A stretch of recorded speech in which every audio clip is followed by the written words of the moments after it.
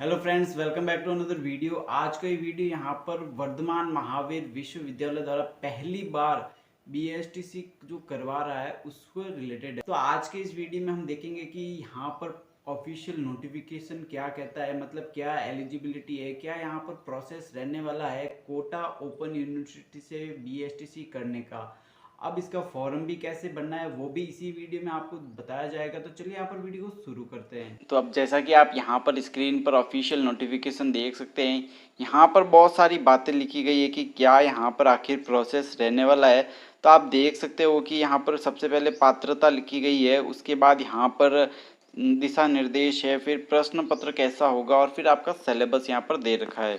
अब नीचे जब हम देखते हैं तो आप सबसे पहले तो आपको ऑनलाइन आवेदन 11 मई से शुरू हो चुके हैं। लास्ट डेट यहाँ पर 31 मई लिखी गई है और एग्ज़ाम की डेट है 30 जून। फिर यहाँ पर पात्रता की बात की जाए तो आप यहाँ पर देख सकते हो कि आपको अपनी कैटेगरी के अनुसार ये परसेंटेज मिनिमम 12th में होने चाहिए, तो फिर आप आवेदन कर सकते हो। अब देखो, अगर फीस की बात की जाए तो अगर आप जनरल या फिर संस्कृत दोनों में से किसी एक में करते हो तो 450 यहाँ पर फीस है, और अगर दोनों में ही करना चाहते हो तो 500 यहाँ पर फीस दे रखी है। अब इसके बाद नीचे आप यहाँ पर देख सकते हो कि आपको फॉर्म भरने से संबंधित है और भी कोई प्रक्रिया है उससे रिलेटेड यहाँ पर दिशा निर्देश दे रखे हैं कि आपका फ़ोटो किस साइज में होना चाहिए, अंगूठे के निशान कैसे होने चाहिए, और उसके बाद आपको ऑफिशियल वेबसाइट के बारे में दे रखा है। आप यहाँ पर हेल्पलाइन नंबर भी यहाँ पर दे रखा है। तो ये सारी डिटेल से आप आराम से इसको पढ़िए और उसके बाद ही आपको फॉर्म फिल करना चाहिए। अब एग्ज़ाम की अगर बात की जाए तो आप देख सकते हो कि यहाँ पर 200 क्वेश्चन का पेपर होगा आपके पास,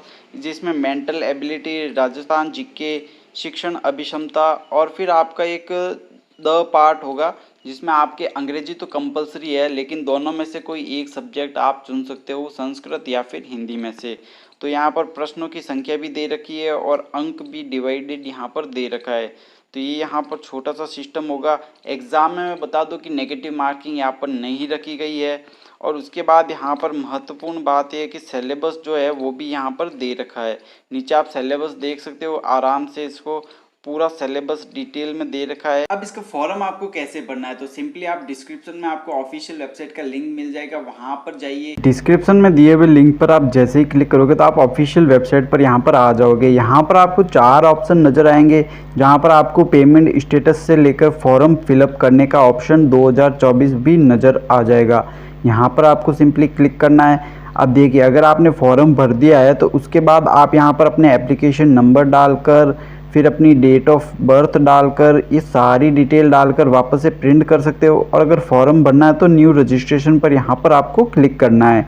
अब जैसे ही आप क्लिक करोगे तो आपको सबसे पहले अपना होम स्टेट डाल देना है, मतलब आप जिस स्टेट के निवासी हो। फिर अपना ज़िला डाल देंगे आप। उसके बाद आपको परीक्षा किस ज़िले में देनी है तो अपना प्रेफरेंस यहाँ पर फिल कर देंगे। 2 प्रेफरेंस आपको यहाँ पर डालने हैं, ठीक है। अब बात करते हैं अगला स्टेप। यहाँ पर आप देखेंगे कि आपको अपना नाम भरना है, यानी कैंडिडेट का नाम भरना है। लेकिन ध्यान रखिए कि आपको ये जो सारी डिटेल है, माता का नाम, पिता का नाम, ये सब 10th की मार्कशीट के अकॉर्डिंग ही भरना है, वरना आपको बहुत दिक्कत का सामना हो सकता है। जेंडर, डेट ऑफ बर्थ, आपका अपना मैरिटल स्टेटस, आप मैरिड है या फिर अनमैरिड है। अगर कोई लड़की मैरिड है तो हस्बैंड का नाम यहाँ पर आप लिख देंगे।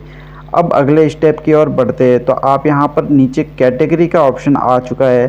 कैटेगरी में आपको आपकी जो भी कैटेगरी है उसको फिल कर देना है। आपको SC ST जो भी है अपने अकॉर्डिंग फिल कर देना है।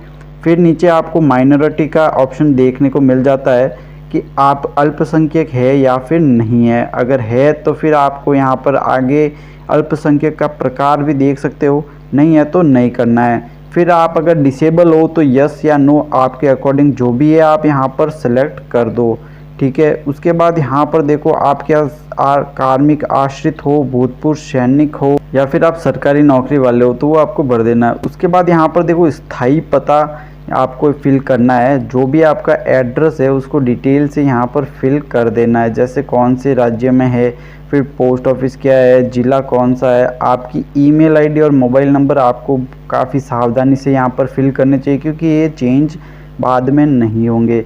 फिर आपको अपना आधार कार्ड नंबर यहाँ पर फिल कर देना है। फिर आपका एग्ज़ामिनेशन का मीडियम, आप किस भाषा में एग्ज़ाम देना चाहते हो, मतलब प्रश्न पत्र में आप हिंदी अंग्रेजी किस भाषा में सॉल्व करना चाहते हो तो वो यहाँ पर है। अगर दोनों पता सेम है तो फिर आपको यहाँ पर टिक कर देना है। नीचे भी आपका सेम एड्रेस वापस से आ जाएगा।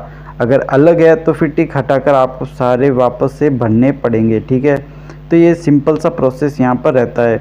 अब नीचे अगर बात की जाए तो आपको अपनी क्वालिफ़िकेशन को भर देना है कि आप 12th हो, 12th विद संस्कृत हो, वरिष्ठ उपाध्याय हो, जो भी है आप यहाँ पर अपने हिसाब से भर दो। उसके बाद देखो अप्लाइंग फॉर ALP भाषा, ये ALP भाषा के जो सारे दिशा निर्देश है वो आपको नोटिफिकेशन में मिल जाएंगे। तो इसीलिए आपको पहले नोटिफिकेशन को आराम से पढ़ना है। अब आपको अपने अकॉर्डिंग इसको यस या नो करना है। अब आपको देखो अपनी भाषा कौन सी है, उर्दू, गुजराती, अगर वो लेना चाहते हो तो ले लो, नहीं लेना चाहते तो नो कर दो। अब यहाँ पर देखो 12th में संस्कृत विषय पढ़ा है क्या आपने, अगर आपने पढ़ा है तो फिर आप दोनों में अप्लाई कर सकते हो। लेकिन अगर आपने 12th में संस्कृत नहीं पढ़ा है तो आपको सिर्फ DLED जनरल पर ही टिक करना है। वैसे ये पहले से ऑटोमेटिक टिक ही रहता है, लेकिन अगर आप दोनों पढ़े रखे हो, दोनों ही सब्जेक्ट पढ़ रखे हो तो आप बोथ पर टिक करोगे, ठीक है। उसके बाद आपको देखो उपाध्याय का है, वरिष्ठ उपाध्याय का है, यानी सेकेंडरी यानी 10th, उपाध्याय मतलब 10th, वो आपने कौन से बोर्ड से किया है उसको आप सेलेक्ट कर दोगे। उसके बाद कौन से ईयर में 10th पास किया आपने वो भी आप लिख दोगे। फिर आपको 10th में कितने मार्क्स थे टोटल, और आपको यहाँ पर 10th में कितने मार्क्स मिले वो सब आपको यहाँ पर लिखना है। अब जैसे लिखोगे परसेंटेज ऑटोमेटिक आगे आ जाएगा। अगर आप अपीयर्ड हो, मतलब आपने 2024 में ही एग्ज़ाम दिया है 12th का, तो आप यहाँ पर अपीयरिंग का ऑप्शन भर सकते हो। लेकिन अब यहाँ पर शर्त ये रहेगी कि आपकी जब भी काउंसलिंग होगी तो उससे पहले आपका रिज़ल्ट आ जाना चाहिए। तो अब आपके यहाँ पर जो भी मार्क्स है वो भर दो, अगर अपीयरिंग है तो खाली छोड़ दो, ठीक है। फिर टिक करके नेक्स्ट पर आपको क्लिक कर देना है। अब यहाँ पर सबसे इम्पोर्टेंट चीज़ आता है फ़ोटो सिग्नेचर और थंब इम्प्रेशन। इन सब की गाइडलाइन आपको डिटेल नोटिफिकेशन में देखने को मिल गई थी कि मैंने बताया था कि 100 KB का यहाँ पर फ़ोटो होना चाहिए।